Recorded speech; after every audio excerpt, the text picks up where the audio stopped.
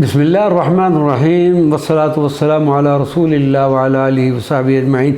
معزز ناظرین و سامعین کرام، السلام علیکم ورحمۃ اللہ وبرکاتہ۔ فضائل سید الشہداء سیدنا حمزہ۔ اب ہم مختصراً سید الشہداء کے فضائل کا تذکرہ کرتے ہیں۔ سید الشہداء سیدنا حمزہ بن عبد المطلب ہاشمی، قریشی اور تمام اسماء و صفات کے حامل ہیں۔ آپ ایک قدیم مجاہد، بہادر انسان، بلند اخلاق کے مالک اور عالی صفات سے متصف ہیں۔ آپ کی صفات مبارکہ اس قدر عظیم ہیں کہ ان کو سونے کے حروف اور نور کی سطروں میں بھی قلم بند نہیں کیا جا سکتا۔ سید الشہداء سیدنا حمزہ کی شہادت کا جو واقعہ پیش آیا اور حق تعالیٰ نے آپ کو جو سرفرادی اور فضیلت عطا فرمائی، اس کا تذکرہ مختلف کتب حدیث و کتب تاریخ میں ملتا ہے۔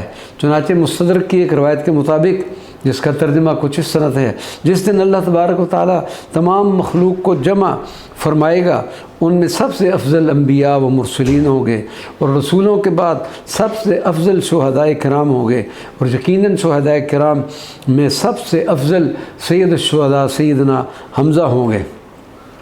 سیدنا حمزہ کی سیرت کے بیان اور آپ کے مبارک تذکرہ کو اللہ تبارک و تعالیٰ نے یہ رفعت، عظمت اور قبولیت و بلندی عطا فرمائی ہے کہ آپ کا تذکرہ صرف زمین والے ہی نہیں کرتے بلکہ آسمان والے بھی آپ کا ذکر خیر کرتے ہیں۔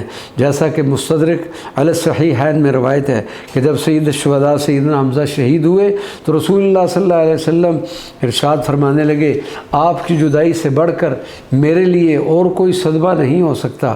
پھر آپ نے حضرت فاطمہ اور اپنی پھپھی جان حضرت صفیہ سے فرمایا: خوش ہو جاؤ، ابھی جبریل امین میرے پاس تشریف لائے ہیں اور انہوں نے مجھے خوشخبری دی ہے کہ حضرت حمزہ کا نام مبارک آسمان والوں میں لکھا ہوا ہے۔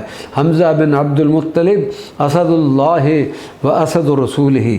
سیدنا حمزہ اور اللہ تعالیٰ اور اس کے رسول صلی اللہ علیہ وسلم کے شیر ہیں۔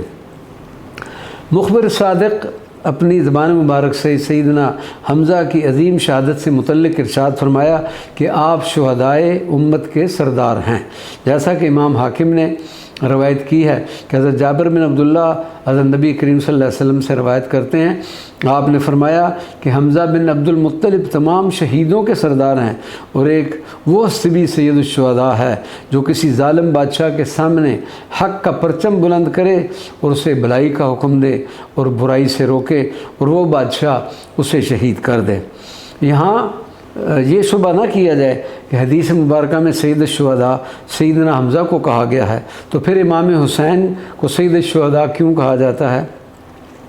حقیقت یہ ہے کہ سیدنا حمزہ بھی سید الشہداء ہیں اور حضرت امام حسین بھی سید الشہداء ہیں، کیونکہ حدیث شریف میں حضور نبی کریم صلی اللہ علیہ وسلم نے سید حمزہ کو بھی سید الشہداء فرمایا اور اس ہستی کو بھی سید الشہداء کے لقب سے ممتاز کیا جو کسی ظالم بادشاہ کے سامنے حق کو پیش کرے اور باطل کے خلاف آواز اٹھائے، یہاں تک کہ جامع شہادت نوش فرما رہے۔